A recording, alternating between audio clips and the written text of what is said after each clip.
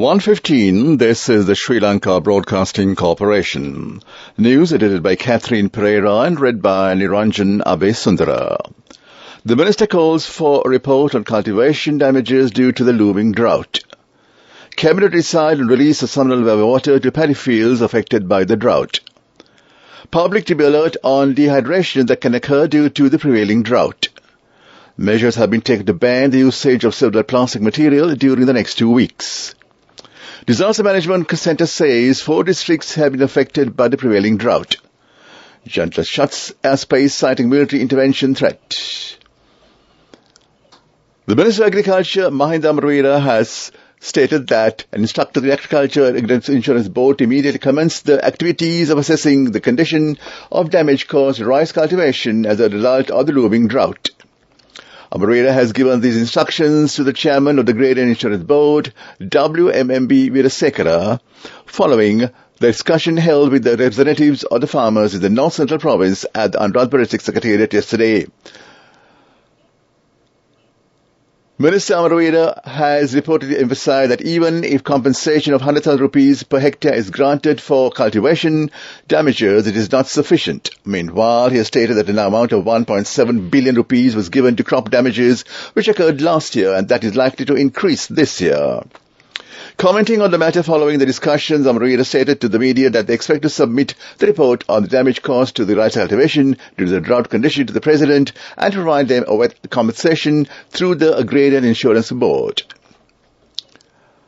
The Cabinet Ministers are expected to discuss and make a decision on providing water from the Samnalava Reservoir to the drought-hit farmers at the Cabinet meeting today. Due to severe drought that has affected Samnalava region, the 20 years Mahamala region, the water level of the Udavalame Reservoir is further decreasing. The capacity of the Udavalame Reservoir, which is 270,800 acre-feet, is reduced to 1,031 acre-feet as of yesterday. Around 15,000 hectares of paddy fields and 5,200 hectares of multi-economic crops, such as banana and papaya, are irrigated by the Udavalame Reservoir. The water capacity of Samnalava Reservoir, which is considered as alternative to supply water to Udavalame Reservoir, also decreased to 13.2% of its capacity as of yesterday. Director of Lady Children's Hospital, Surgery Dr. G. Vijayasuriya said people should be vigilant on dehydration that can occur due to the prevailing high drought situation in the country. Children can be affected due to this reason. Dehydration can be prevented by consuming more water. This news broadcast comes to you from the Sri Lanka Broadcasting Corporation. Ministry of Environment say that measures have been taken to ban the usage of several plastic material during the next 2 weeks. Accordingly, single-use plastic material, plastic spoons and yogurt spoons and several other plastic products will be banned. Today, the second day of the annual Asala Festival of the historic Velanwe Rajama Vihara. An all-night Pirit chanting ceremony will be conducted tonight. The first Mal Perihara will parade the streets at 7 p.m. on Monday and will continue until the 16th of this month. Randolipaha Perihara will be held on the 19th. The limitation of movement which is imposed within the Vavuniya prison owing to the spread of measles inside the prison is to be lifted as per discussion with the relevant authorities. Department of Prisons took steps to impose movement limitations within the prison premises as an immediate precautionary measure to reduce the spread of the disease once an inmate and a prison officer was identified to have contracted the measles in the prison. And that was local news. The main news story is brought to you by Siddhalepa Vedamahatmya. Disaster Management Centre say that 4 districts have been affected by the prevailing drought. 28,000 families have been affected due to the situation. Samarangamo, Eastern Province, Northwestern, Northern Provinces are most affected areas. It is reported that the people of the Delft Kites, Chavakacheri, Marankurni and Chankini have been suffering by the severe drought. Met Department said that the sufficient water will not be received until October this year. That was the main news story. The main news story was brought to you by Siddhalepa Vedamahatmya. Watch Life is brought to you by CIB Janajaya Vasana. Unbelievable discounts and offers throughout August from CIB Janajaya Vasana. Come today itself. Parents say there is a teacher shortage for the primary class of the Yatyantara Sirivardhana Mahavidyalaya. They point out that this has caused the education to be weak and the children. A protest campaign was launched recently requesting to provide teachers needed to the public school. This for the attention of the governor of the Sabaragamuwa province and came to you in Watchlight. CIB Janajaya Vasana. Unbelievable discounts and offers throughout August from CIB Janajaya Vasana. Come today itself. On to the world news. In the headline, junta shuts airspace citing military intervention threat. Pakistan passenger train derails, killing 30. Huge fire at New Mexico recycling facility triggers health warning. Nigerian school leaders have closed the country's airspace until further notice, citing the threat of military intervention from their neighbors. Flight tracking website FlightRadar24 is showing that there are currently no aircraft in Niger skies. West African group of ECOWAS had warned it could use its force if President Mohamed Bazoum was not reinstated on Sunday. A junta spokesman says Niger's armed forces are ready to defend the country. The military takeover has been internationally condemned, including by former colonial power France and the rest of the European Union, as well as the United Nations and United States. At least 30 people have been killed and 100 injured when the train derailed in southern Pakistan. The police spokesman has confirmed.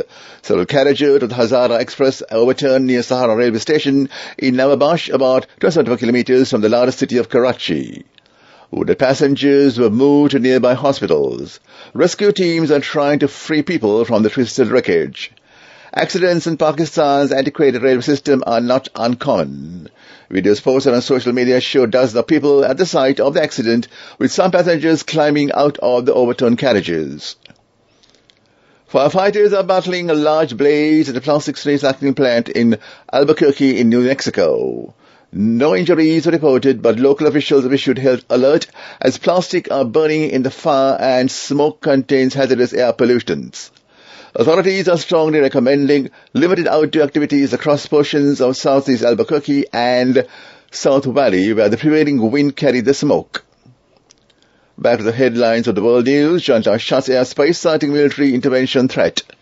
Pakistan passenger train derails, killing 30. Huge fire at New Mexico recycling facility triggers health warning. That was world news.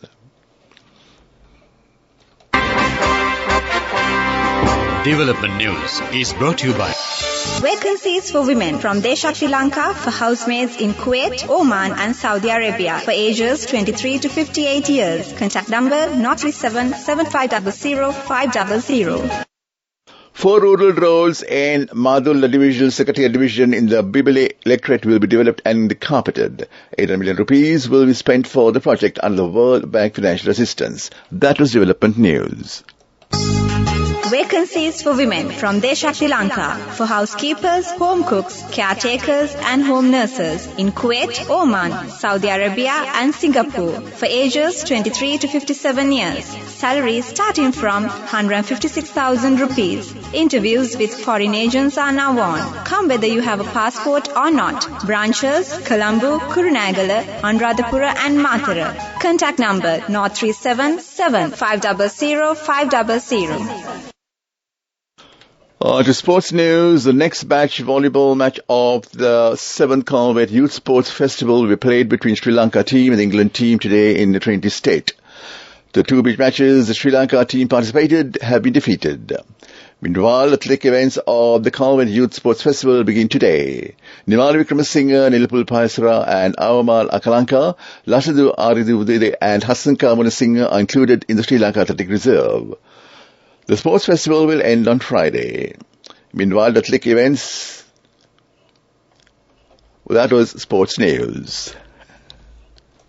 Go ekak thiyana youth eකට life එකේ change එකට නියමෙට set වෙන්න ඇස් වහගෙන දැකපු හින හැබැ කරන්න youth එකට නියමෙට set වෙන friendship එක මෙන්න The all new NS NSB Itru account. NSB IM, a plan for your dream. Business News, sponsored by National Savings Bank, the safest place for your money. Sri Lankan Airlines Cargo was named the best international cargo airline at the recently concluded India Air Cargo Awards 2023, which was being dubbed as the Oscars of the cargo industry and determines winners via a transparent voting system. A tour de force with one of the most prolific light flight schedules out of India by any international airline, Sri Lanka Cargo outranked other foreign carriers in key performance dimensions for the top title. That was Business News. Business News, sponsored by National Savings Bank, the safest place for your money. Go ekak tiyana youth ekata life ekේ change ekata niyameta set wenna as wahagena dakapu hina habe karanna youth ekata niyameta set wenna friendship එක menna.